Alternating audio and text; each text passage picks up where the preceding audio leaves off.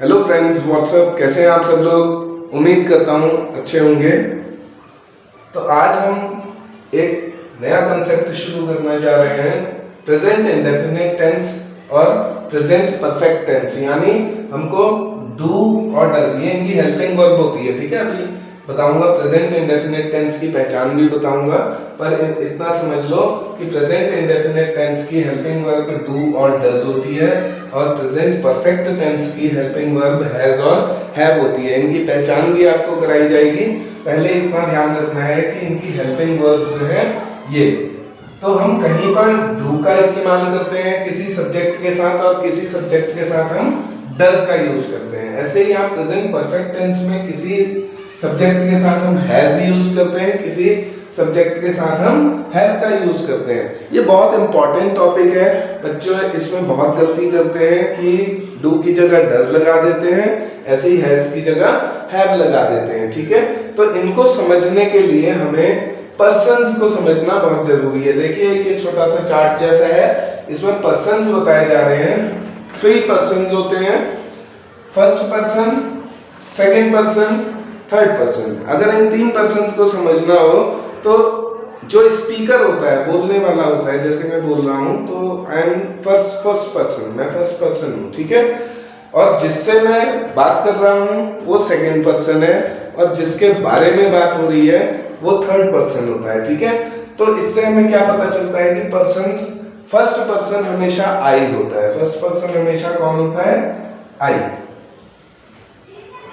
आई first person. और आई क्या होता है? ये सिंगुलर होता है, सिंगुलर। फर्स्ट पर्सन जो आई होता है वो सारे पर्सन्स दो टाइप के होंगे, ध्यान रखना। सिंगुलर भी हो सकते हैं और प्लूरल भी हो सकते हैं। ये भी सिंगुलर भी होगा और प्लूरल भी, ये भी सिंगुलर भी होगा और प्लूरल भी। तो फर्स्ट पर्सन जब सिंगुलर होगा तो वो आई होगा, सिंगल। मैं अकेला किसी से बात कर रहा हूं तो फर्स्ट पर्सन आई, मैं सिंगुलर हूं। ठीक है, ऐसे ही प्लूरल कब होंगे हम? फर्स्ट पर्सन प्लूरल कब होता है? वी, जब हम कहते हैं, क्या? हम, है ना, वी। तो वी क्या है? वी प्लूरल है। वी क्या है? प्लूरल है। आई सिंगुलर है, वी प्लूरल है। ऐसे ही सेकंड पर्सन भी होते हैं सिंगुलर और प्लूरल। तो अगर हम सिंगुलर की बात करें तो सिंगुलर क्या होता है? Second person you. क्या होता है? यू। सेकंड पर्सन सिंगुलर क्या होता है? यू। और अगर प्लूरल कई लोगों से हम बात कर रहे हैं, कई लोग हमारे सामने हैं, तब भी हमारा सिंगुलर क्या है? प्लूरल क्या है? Second person you. यानी दोनों केसेस में सेकंड पर्सन तो यू ही होता है, चाहे सिंगुलर हो चाहे प्लूरल हो। इसको बहुत अच्छे से समझना टॉपिक को। फर्स्ट पर्सन सिंगुलर अगर है तो वो आई है, प्लूरल है तो वो वी है। सेकंड पर्सन सिंगुलर भी यू होता है और प्लूरल कहें कई लोगों से बात कर रहे हैं तो वो यू ही होगा। थर्ड पर्सन को देखिएगा, थर्ड पर्सन भी सिंगुलर अगर बात करें, सिंगुलर, और दूसरा क्या होगा? प्लूरल। तो सिंगुलर कौन कौन से होते हैं देखिएगा। सिंगुलर में कुछ, थर्ड पर्सन में अगर किसी लड़के के बारे में बात हो रही है तो ही होगा वो। अगर किसी लड़के के बारे में बात हो रही है ही होगा। किसी लड़की के बारे में बात हो रही है तो शी, ही, शी। तीसरा क्या हो सकता है? इट। तीसरा क्या हो सकता है? It, it. ठीक है, ये इट क्या है? ही तो लड़का समझ गए, लड़की शी भी समझ आ गया। ये इट क्या है? इस इट में भी कई चीजें आ जाती हैं और वो सब क्या होती हैं? नॉन लिविंग थिंग्स होती हैं। Non living things, non living होती हैं। ठीक है, ही सिंगुलर लिविंग थिंग है। ठीक है, शी सिंगुलर लिविंग थिंग है। एक और लिविंग थिंग होती है जिसको हम कह देते हैं नेम ऑफ पर्सन। क्या? Name of person. अगर नेम ऑफ पर्सन है तो वो भी सिंगुलर ही है। जैसे मैं कह दूं राम, ठीक है, जैसे कह दूं सीता, जैसे कह दूं गीता, जैसे कह दूं श्याम, ये सब क्या है? ये सब सिंगुलर है। ठीक है, और ये नाम है। तो लिविंग थिंग में 3 लिविंग थिंग्स हैं, ध्यान रखना। एक ही सिंगुलर लिविंग थिंग, शी लड़की है, लिविंग थिंग, और नेम ऑफ पर्सन चाहे वो लड़का हो चाहे वो लड़की हो, यानी ही और शी तो है। ये राम है तो ही है, सीता है तो शी है, गीता है तो शी है। तो इन सब के लिए हम क्या लगाते हैं, ये सब सिंगुलर है, ठीक है। और ऐसे ही एक सिंगुलर नॉन लिविंग थिंग भी होती है, उसको हम इट से डिनोट करते हैं। जो सिंगुलर नॉन लिविंग थिंग होती है उसे हम इट से डिनोट करते हैं। तो नॉन लिविंग थिंग ही नहीं कह सकते हैं इसको, इसमें कुछ लिविंग थिंग्स भी आ जाती हैं, बट वो पर्सन नहीं होंगे। लिविंग एंड नॉन लिविंग दोनों हो जाती है, लिविंग भी हो जाती है इसमें, बट वो पर्सन नहीं है, नॉट पर्सन, ठीक है। तो ऐसी कौन सी चीजें हैं, इनके कुछ एग्जाम्पल अगर मैं कहूँ तो इनके कुछ एग्जाम्पल क्या होंगे, जैसे मैं कह दूं नॉन लिविंग थिंग्स के लिए चेयर हो गई, टेबल हो गई, चेयर, टेबल, ये सब क्या है, इनको हम इट से डिनोट करते हैं, ठीक है, इट, ठीक है। और ऐसे ही अगर लिविंग की बात करूं, काउ, कैट, डॉग, ये सब क्या है, पर्सन नहीं है। ये काउ, कैट, डॉग, ये सब क्या है, ये सब पर्सन नहीं है ये, ठीक है। तो पर्सन नहीं है और या नॉन लिविंग थिंग है, तो दोनों ही क्या है, हम इट से डिनोट करते हैं इनको, ठीक है। होप आप लोगों को समझ आ रहा होगा कंसेप्ट। ऐसे ही अगर मैं प्लूरल में थर्ड पर्सन की बात करूं, ठीक है, तो प्लूरल में थर्ड पर्सन कौन हो सकते हैं, दे, एक ही होता है क्या, दे, दीज, ठीक है, दे, दीज, ये सब क्या होते हैं, ये सब क्या होते हैं, ये सब प्लूरल है। तो आपको ध्यान क्या रखना है कि ये आई के संग भी हम क्या लगाते हैं, एस नहीं लगाते हैं। सिंगुलर के संग तो एस कहीं भी, ठीक है, यहाँ पे सिंगुलर के साथ एस नहीं लगेगा, वी के साथ भी एस नहीं लगेगा। एस का मतलब समझ रहे हो, देखो एस इसमें लगा है, एस या ई एस, डज में एस या ई एस लगा है, ऐसे ही हैज में भी देखो एस या ई एस लगा है। तो ये दोनों जो है, जहां जिस सब्जेक्ट के साथ हम डज लगा सकते हैं इस टेंस में, उसी सब्जेक्ट के साथ हम हैज का यूज करते हैं प्रेजेंट परफेक्ट टेंस में, ठीक है। ऐसे ही जिस सब्जेक्ट के साथ हम डू का यूज करते हैं, उसके साथ ही हम हैव का भी यूज करते हैं, ठीक है। तो यानी कॉमन इन दोनों में क्या है कि डज और हैज दोनों एस है दोनों में, तो ये दोनों एक सब्जेक्ट के साथ यूज होंगे। और वो कौन सा सब्जेक्ट होगा, सिर्फ ध्यान रखना वो कैटेगरी कौन सी होगी, वो कैटेगरी ये वाली कैटेगरी है, बस इसके साथ एस ई एस लगता है, बाकी किसी के साथ एस ई एस नहीं लगता है। इसको ध्यान से रखना, ये सारी कैटेगरी, इस कैटेगरी में जितनी चीजें आई हैं, इस सब के साथ एस ई एस लगता है, यानी डज भी लगेगा इनके साथ और हैज भी लगेगा इनके साथ, ठीक है। बाकी जो ये कैटेगरीज हैं, ये वाली हो गई प्लूरल, दे, इसके साथ हैव लगेगा, they have, you have, we have, I have. ये जो राउंड कर रखा है मैंने, इन सब के साथ एस लगता है, यानी he has, he does, she does, she has, ठीक है। Chair has, table has, cow has, cat has, dog has, या राम, सीता, गीता हैज, ठीक है। तो ये बहुत जरूरी है, इस कैटेगरी को ध्यान रखना। बस सिर्फ यही एक कैटेगरी है जिसके संग हम एस और ई एस का यूज करते हैं, ठीक है। तो आइए अब आगे देखते हैं कि इनको हम एग्जांपल्स के लिए कैसे समझ सकते हैं, कैसे प्रेजेंट इंडेफिनिट टेंस में हम डज का यूज करेंगे, इस कैटेगरी के साथ ध्यान रखना। मैं सिर्फ इस कैटेगरी को यहाँ छोड़ दूंगा, बाकी सारा इरेज कर देता हूँ, जिससे आपको ये कैटेगरी दिखाई देगी और हम डज और हैज का यूज परफेक्टली कर पाएंगे।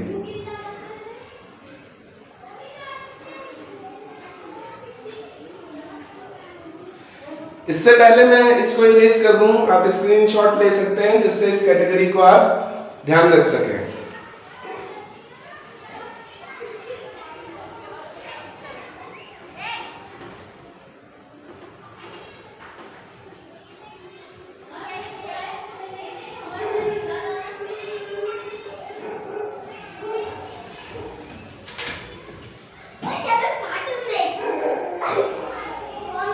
अब हम आगे देखते हैं प्रेजेंट इंडेफिनिट टेंस में डू या डज का इस्तेमाल करना है। तो डज का इस्तेमाल इस कैटेगरी के साथ होगा, इसको ध्यान में रखना है। तो प्रेजेंट इंडेफिनिट टेंस की पहचान क्या होती है? जैसे हम किसी काम को करते हैं, ठीक है, जैसे मैं खेलता हूँ, वह खेलता है, वह जाता है, ता है, ती है, आता है, इसमें क्या ता है, ती है, ता है, ती है, इस टाइप के सेंटेंसेस होते हैं, ये इनकी पहचान होती है। जैसे मैं खेलता हूँ, मैं जाता हूँ, ठीक है, मैं स्कूल जाता हूँ, ठीक है। तो इसके लिए क्या करेंगे, जैसे मैंने कहा कि वह स्कूल जाता है, देखिए इसी में सारे टेंस सारे वो क्लियर हो जाएंगे आपको। जैसे मैंने कहा वह स्कूल जाता है, तो जाता है, आता है, खाता है, पीता है, दौड़ता है, ये इस टाइप के सेंटेंसेस होते हैं। इसकी पहचान ऐसे ही होती है जिस काम को हम करा करते हैं, ठीक है, वो हमारे प्रेजेंट इंडेफिनिट टेंस होता है। तो वह स्कूल जाता है, इसका सेंटेंस स्ट्रक्चर कैसे बनाते हैं कि पहले तो सब्जेक्ट आता है, सब्जेक्ट कौन है, सब्जेक्ट ये सब सब्जेक्ट ही थे, जो पर्सन्स थे ये सारे सब्जेक्ट थे, ठीक है, चाहे वो फर्स्ट पर्सन हो आई वी, चाहे वो सेकंड पर्सन हो यू, चाहे वो थर्ड पर्सन हो ही शी इट दे, जो कुछ भी हो, राम श्याम, ये सब सब्जेक्ट होते हैं। तो सबसे पहले हम सब्जेक्ट का यूज करते हैं, ठीक है, पर्सन्स का यूज करते हैं, कौन सा पर्सन क्या काम कर रहा है। फिर हेल्पिंग वर्ब का यूज करते हैं, फिर हम वर्ब का यूज करते हैं, मेन वर्ब का, लेकिन इसके साथ हम एस या ईएस लगाना है या नहीं लगाना है, ये बात हमें ध्यान रखनी होती है कि एस ईएस लगाना है, यानी डू और डज का यूज करना है या नहीं करना है। डज का यूज करना है तो एस ईएस लगेगा, ठीक है। तो वर्ब की फर्स्ट फॉर्म के संग एस ईएस लगेगा, लेकिन किसके संग लगेगा, जहां डज यूज करते हैं, यानी सिर्फ इसके संग। अगर ये कोई पर्सन है तो वर्ब के संग एस लगाओगे, अदरवाइज आप वर्ब के संग एस नहीं लगाओगे। और आगे क्या हो जाता है, ऑब्जेक्ट हो जाता है, ऑब्जेक्ट कोई भी, ठीक है। तो हम इसको फॉर्म करते हैं, देखो वह स्कूल जाता है, तो सब्जेक्ट क्या है इसमें, जाता है यानी लड़का है, बॉय है, ही वर्ब क्या है, वर्ब है गो, वर्ब क्या है गो। अब देखो ही एक ऐसा सब्जेक्ट है, क्या ये ही इस कैटेगरी में है, बिल्कुल ही इस कैटेगरी में है, शी इस कैटेगरी में है, किसी का नाम हो, ठीक है, चाहे वो लड़का हो चाहे वो लड़की हो, सब इस कैटेगरी में है। इट भी इसी कैटेगरी में है, इट, ठीक है। सो ही के संग एस लगेगा, ही के संग एस लगेगा। So he goes to school, he goes to school, वह स्कूल जाता है। अब बात आती है इसको, अगर मैं, ये तो एक आंसर हो गया ना कि हाँ एफर्मेटिव सेंटेंस है ये, ठीक है, एफर्मेटिव। अब अगर मुझे इसी को इंटेरोगेटिव सेंटेंस में बनाना है तो हम कैसे बनाएंगे, जो हमारी हेल्पिंग वर्ब है, इसकी हेल्पिंग वर्ब दो है, डू या डज। जब भी हमें क्वेश्चन पूछना होता है, ये एक तरीके से आंसर होता है ना, ये एक तरीके से क्या है, आंसर है, he goes to school, yes he goes to school, ठीक है। तो इसके संग हम क्या करेंगे, अगर इसका क्वेश्चन फॉर्म करना होगा तो हमें सबसे पहले हेल्पिंग वर्ब से क्वेश्चन स्टार्ट करते हैं। तो अब आप खुद बताइए कि इस ही सब्जेक्ट के साथ डज का यूज करेंगे या डू का। तो यहाँ देखिए हमने इसके संग गो के संग एस लगाया है, ठीक है, क्योंकि ये इसी कैटेगरी में फॉल करता है जिसमें डज लगता है, ठीक है, डू नहीं लगता है, डज लगता है। एस, इस सारी कैटेगरी में एस का यूज होगा, एस का यूज होगा, ठीक है, यानी डू नहीं होगा, डज होगा। वर्ब अगर कोई होगी गो, तो गो नहीं होगी, गोज होगी, एस लगेगा, ठीक है, एस हमेशा लगाना है इस कैटेगरी के साथ, चाहे वो वर्ब हो तब भी हम वर्ब में एस लगाएंगे जैसे यहाँ लगाया है। और अगर हेल्पिंग वर्ब है डू, तो देखो डू में भी एस लगा है, तभी तो ये डज बना है, ठीक है। तो हम हेल्पिंग वर्ब से स्टार्ट करते हैं, ही सब्जेक्ट है ही, तो ही के संग हम क्या करेंगे, डज लगेगा, डू नहीं लगेगा, does. Does he go to school, go to school. अब यहां समझने वाली बात क्या है, देखो क्वेश्चन में मैंने डू की जगह डज लगा दिया, यानी इस डू में मैंने एसईएस यूज कर दिया, तो अब मैं गो यानी जो वर्ब है उसके साथ में एसईएस का यूज नहीं करूंगा। ये बात आपको ध्यान रखनी है। अगर मैं एक बार हेल्पिंग वर्ब में लगा दिया, देखो एसईएस या तो हेल्पिंग वर्ब में लगेगा या वर्ब में लगेगा, दोनों में नहीं लगाएंगे, ठीक है। तो क्वेश्चन पूछ रहे हैं तो हमें हेल्पिंग वर्ब लगानी जरूरी है, आंसर दे रहे हैं तो हेल्पिंग वर्ब की जरूरत नहीं होती है, ठीक है। तो क्वेश्चन स्टार्ट कर रहे हैं तो डज से स्टार्ट होगा, डज ही गो। अब हम इस गो में एसईएस दोबारा नहीं लगाएंगे, ठीक है। ये बात आपको धीरे धीरे समझ आएगी कि अगर हम कहीं सेकंड फॉर्म का यूज करते हैं वर्ब में, तो हेल्पिंग वर्ब में सेकंड फॉर्म का यूज कर लिया, तो अब मेन वर्ब में हम सेकंड फॉर्म का यूज नहीं करेंगे। ये बात आपको ध्यान रखनी है, यानी कोई भी काम हम दो बार नहीं करते हैं एक सेंटेंस में। एक सेंटेंस में एसईएस हमें लगाना है तो हम पहले प्रेफर करेंगे कि हेल्पिंग वर्ब में एसईएस लगा दो, डज, डू को डज बना दिया। अब जो मेन वर्ब है उसके संग हमें एसईएस नहीं यूज करनी है। Does he go to school, तो ये इसका आंसर ऊपर है, देखिए, yes he goes to school, he goes to school. अब यहाँ एसईएस लगाया है हमने, बात आई समझ में।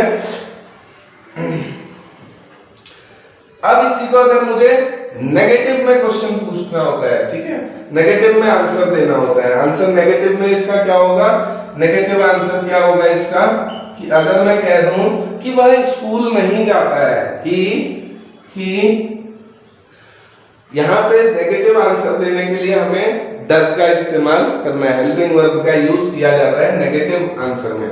जो पॉजिटिव होते हैं आंसर उनमें हेल्पिंग वर्ब का यूज नहीं करते हैं। He does not go to school, he does not go to school, he does not go to school. अब यहाँ देखो, यहाँ भी हमने डज लगा दिया ना, डू को हमने डज कर दिया, डू को हमने डज कर दिया, तो हम गो को क्या गोज करेंगे, नहीं करेंगे। यही चीज समझने की है हमको कि किसी भी टेंस में हमने एक बार अगर इसको एसईएस लगा दिया है तो दोबारा इसकी वर्ब में एसईएस का यूज नहीं करते हैं, ठीक है। क्वेश्चन अगर नेगेटिव में हो, क्वेश्चन अगर नेगेटिव में हो, क्या वह स्कूल नहीं जाता है, क्या वह स्कूल नहीं जाता है, तो हम क्वेश्चन को नेगेटिव में कैसे पूछते हैं, क्वेश्चन को भी नेगेटिव में कैसे पूछेंगे, डज, ठीक है। दो तरीके से पूछ सकते हैं। पहला तरीका डज, फिर हेल्पिंग वर्ब का यूज करेंगे, does he not go to school, does he not go to school, does he not go to school. हमने क्या करा, डज तो सब्जेक्ट से पहले लगाना है हमको, हेल्पिंग वर्ब के बाद ही सब्जेक्ट लगता है, बट नॉट का यूज हम कब करते हैं, हेल्पिंग वर्ब के बाद करते हैं। लेकिन इसी चीज को अगर मैं डज और नॉट को कॉन्ट्रैक्ट कर दूं तो डजंट हो जाता है ना, तो डजंट हो जाएगा, तो एक साथ तो हम इसको इस तरीके से भी फॉर्म कर सकते हैं, डजंट, डजंट, देखो डज और नॉट एक साथ यूज कर दिया, doesn't he go to school, go to school, इस तरीके से भी पूछ सकते हैं। हम एक गलती इसमें नहीं करेंगे, ध्यान रखने का है, डज नॉट नहीं कहते हैं, does not he go to school ऐसा नहीं कहेंगे, does not he go to school ऐसा नहीं कहेंगे, ये स्ट्रक्चर यूज नहीं करते हैं, यानी हम डज के साथ नॉट का यूज नहीं करेंगे। हाँ, कॉन्ट्रैक्ट अगर हम कर दें इसको, डज और नॉट को कॉन्ट्रैक्ट कर दिया, डजंट कह दिया, तो हम कह सकते हैं, डज नॉट नहीं कहेंगे, ठीक है। Doesn't he go to school, does he not go to school ऐसे पूछा जाता है, ठीक है। होप आप लोगों को समझ आ रहा होगा कि हमने प्रेजेंट इंडेफिनिट टेंस में क्वेश्चन, पॉजिटिव क्वेश्चन हो, क्या वह स्कूल जाता है, पॉजिटिव आंसर है yes he goes to school. Negative question, does he not go to school, क्या वह स्कूल नहीं जाता है, और इसको दूसरे तरीके से हम कैसे कह सकते हैं, doesn't he go to school. इसके बाद हम इसका नेगेटिव में आंसर अगर देते हैं तो he does not go to school. आपको इसकी प्रैक्टिस करनी पड़ेगी। आपको फॉर्मेशन तो हमको सबको पता होती है, बट हम फॉर्मेशन को बार बार फॉर्मेशन थोड़ी देखते हैं कि सब्जेक्ट है, सब्जेक्ट के बाद वर्ब लगानी है, एस लगाना है, नहीं लगाना है, ठीक है। ये चीज प्रैक्टिस से होती है, ठीक है। एक बार आप सब्जेक्ट इसका स्ट्रक्चर समझ लीजिए, फिर इनकी प्रैक्टिस करनी है, ठीक है। इसी से ये चीज क्लियर होती है। तो इसके बाद अगर मैं बात करूं, एक आधा एग्जांपल और लेते हैं इसमें।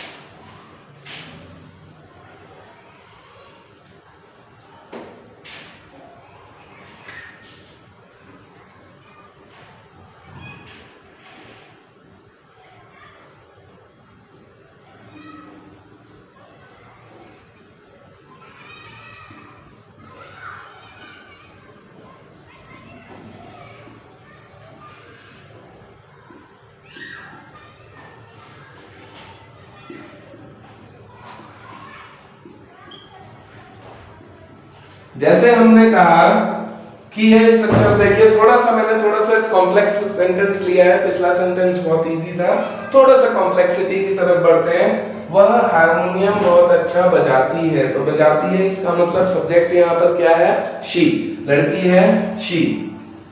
तो सब्जेक्ट तो हो गया शी। पहले आप आंसर सोचेंगे, आंसर से हम क्वेश्चन को फॉर्म करेंगे, ठीक है। पहले कि क्या वह अच्छा हारमोनियम बजाती है, ठीक है। तो हम क्या वह अच्छा हारमोनियम बजाती है, शी के संग एस लगता है या नहीं लगता है? बिल्कुल लगता है, शी के संग एस लगता है। तो हम कैसे पूछेंगे? डज से क्वेश्चन स्टार्ट होगा, एस लगता है यानी डज से क्वेश्चन स्टार्ट होगा। डज, फिर उसके बाद क्या आता है? हेल्पिंग वर्ब के बाद सब्जेक्ट आता है डज शी। कोई भी हम इंस्ट्रूमेंट बजाते हैं, कोई भी म्यूजिक बजाते हैं, चाहे हम गिटार बजाएं, हारमोनियम बजाएं, ढोलक बजाएं, तबला बजाएं, इसको हम क्या कहते हैं? बजाने को प्ले कहते हैं। क्या कहते हैं? Play. So does she play harmonium well? Does she play harmonium well? क्या वह हारमोनियम अच्छा बजाती है? फिर हम आंसर क्या कहेंगे? Yes she plays well. Yes she plays. यहां पे हमने क्या कह दिया? देखो, प्ले के संग एस लगा दिया, प्लेज। Yes she plays. यहां हमने डू के संग एस लगा दिया था, ठीक है। जब हम क्वेश्चन पूछते हैं तो हम हेल्पिंग वर्ब में एस लगाना प्रेफर करेंगे, ठीक है। और जो मेन वर्ब होगी, ये प्ले मेन वर्ब है, इसके संग एस नहीं यूज करेंगे। बट जब हम आंसर देते हैं तो हमें आंसर देने में, पॉजिटिव आंसर देने में डज या डू का यूज नहीं करना होता है, ठीक है। तो हम यस शी प्लेज हारमोनियम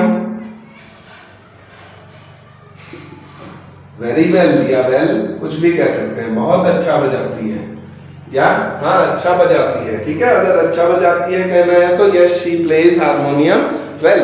अगर बहुत अच्छा बजाती है तो yes she plays harmonium very well, ठीक है। तो इसी तरीके से अगर हमें नेगेटिव में क्वेश्चन पूछना है, क्या वह हारमोनियम अच्छा नहीं बजाती है? क्या वह हारमोनियम अच्छा नहीं बजाती है? क्या वह हारमोनियम अच्छा नहीं बजाती है?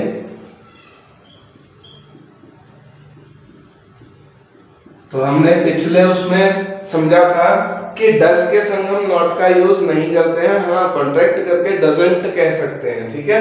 तो हम इसको डज से ही स्टार्ट करेंगे। डज पहला स्ट्रक्चर, हम डज में डज नॉट ना लगा के डजंट कर देते हैं इसको, ठीक है। पहला स्ट्रक्चर ये समझ लो कि हम डज नॉट नहीं कहेंगे, डज नॉट को कॉन्ट्रैक्ट करके डजंट जरूर कह लेते हैं। Doesn't she play, doesn't she play, plays नहीं कहेंगे, ठीक है, क्योंकि यहां हमने डज लगा दिया है, एस डू में लगा दिया है। Doesn't she play harmonium well,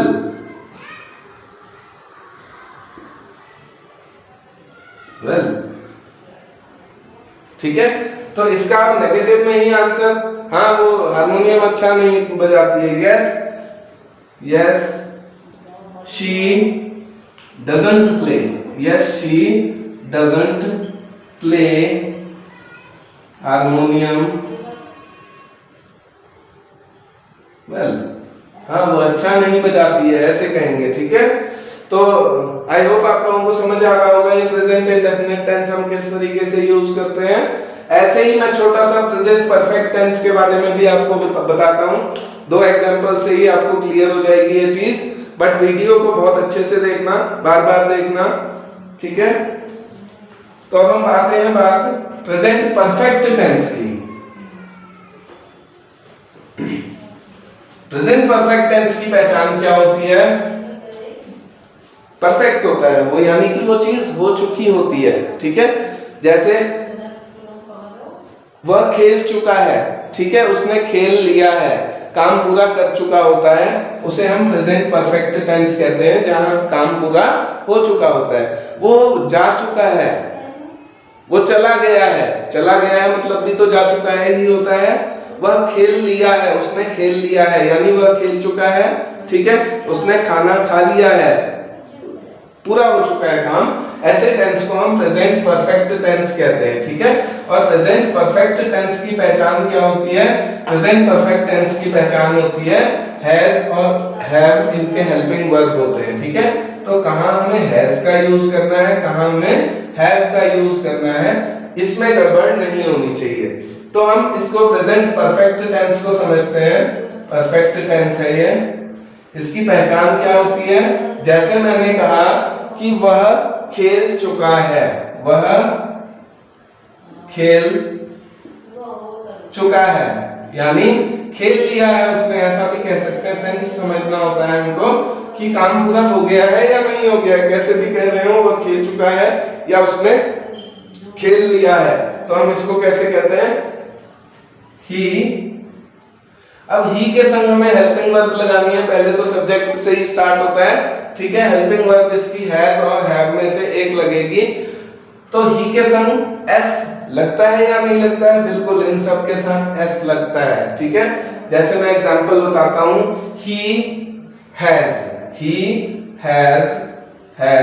और वर्ब की थर्ड फॉर्म लगेगी हमेशा, ठीक है। इसमें वर्ब की थर्ड फॉर्म लगती है, ये ध्यान रखना, वर्ब की थर्ड फॉर्म, ठीक है। और प्रेजेंट जो इससे पहले इंडेफिनिट टेंस था, उसमें वर्ब की फर्स्ट फॉर्म का यूज करेंगे ऑलवेज, ठीक है। और वर्ब की फर्स्ट फॉर्म में हम एस लगाते हैं या नहीं लगाते हैं वो अलग बात है, बट यहाँ पे हमें प्रेजेंट परफेक्ट टेंस में हर जगह हमें हेल्पिंग वर्ब का यूज करना होता है। यहाँ इंडेफिनिट टेंस में पिछले में हमने क्या समझा कि हर जगह हेल्पिंग वर्ब का यूज नहीं होता है, हर जगह डू और डज का यूज नहीं होता है। हम नेगेटिव सेंटेंस में और क्वेश्चन पूछने में ही केवल इसका यूज करते हैं, पॉजिटिव आंसर देने में डू और डज का यूज नहीं होता है। यहाँ पे हमेशा हैज और हैव हेल्पिंग वर्ब हमेशा यूज होगी, चाहे वो क्वेश्चन पूछें, चाहे आंसर पॉजिटिव में दें, चाहे आंसर नेगेटिव में दें, चाहे हम क्वेश्चन पूछें, कुछ भी हो, हमें हेल्पिंग वर्ब का यूज करना होता है। तो यहाँ से देखिए, ही हैज प्लेड, वह खेल चुका है, ठीक है। ऐसे ही अगर मैं कहूं कि आई हेल्पिंग वर्ब है, आई के साथ क्या आई यहाँ पर है? बिल्कुल नहीं है यहाँ पर आई, इसका मतलब आई के साथ हैज नहीं यूज होता है, हैव होता है। आई हैव प्लेड, ठीक है। ऐसे ही कहूं कि वह जा चुकी है, शी के संग हम हैज यूज करते हैं, शी हैज। और गो, जा चुकी है, हेल्पिंग वर्ब इसकी gone, GONE, gone. She has gone, वह जा चुकी है, ठीक है। इतनी बात आपको समझ आ रही होगी, शी हैज गॉन। अब हम इसको यहां से समझते हैं कि हम इसका क्वेश्चन कैसे पूछ सकते हैं। जैसे शी हैज गॉन, वह जा चुकी है, शी हैज गॉन का मतलब वह जा चुकी है, वह जा चुकी है। अगर इसी का मुझे क्वेश्चन बनाना है, क्या वह जा चुकी है, तो क्या के लिए हम क्या प्रूफ करते हैं? ये जो हेल्पिंग वर्ब है ना, हैज, इसको हम सब्जेक्ट से पहले यूज करेंगे। हमेशा हेल्पिंग वर्ब को सब्जेक्ट से पहले कर दो क्वेश्चन पूछने के लिए, ठीक है। आंसर देने के लिए तो सब्जेक्ट के बाद आती है हेल्पिंग वर्ब हमेशा, बट क्वेश्चन पूछने के लिए हेल्पिंग वर्ब हमेशा सब्जेक्ट से पहले आती है। जैसे मैं कहूं क्या वह जा चुकी है, क्या वह जा चुकी है, क्या वह जा चुकी है, तो हम क्या कहेंगे has she gone, has she gone, क्या वह जा चुकी है, yes she has gone, yes she has gone, हाँ वो जा चुकी है। तो ये हमारा क्वेश्चन था, has she gone, has helping verb पहले लगा दी, और ये हमारा आंसर है यस शी हैज गॉन, ठीक है। ऐसे ही हम क्या नाम कहते हैं, अगर हम नेगेटिव आंसर दे रहे हो, ठीक है, तो हम नेगेटिव क्वेश्चन पूछने में हम क्या करेंगे, आंसर देने में हम क्या करेंगे, नो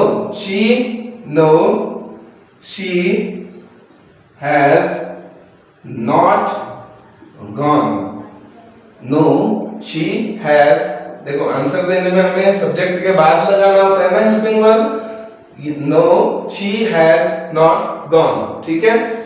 ऐसे ही मैं कहूं कि वह खेल चुका है, वह खेल चुका है, तो हम कैसे कहेंगे he has played, वह खेल चुका है। क्या वह खेल चुका है कहना हो हमें तो हेल्पिंग वर्ब को पहले लगा दो, has he played। आप लोगों को ये सेशन समझ में आया होगा, वीडियो अच्छी लगी होगी। अगर आपको वीडियो अच्छी लगी हो तो please do like, share and subscribe the channel. Thank you for watching the video. मिलते हैं नेक्स्ट वीडियो में। Till then bye bye, take care.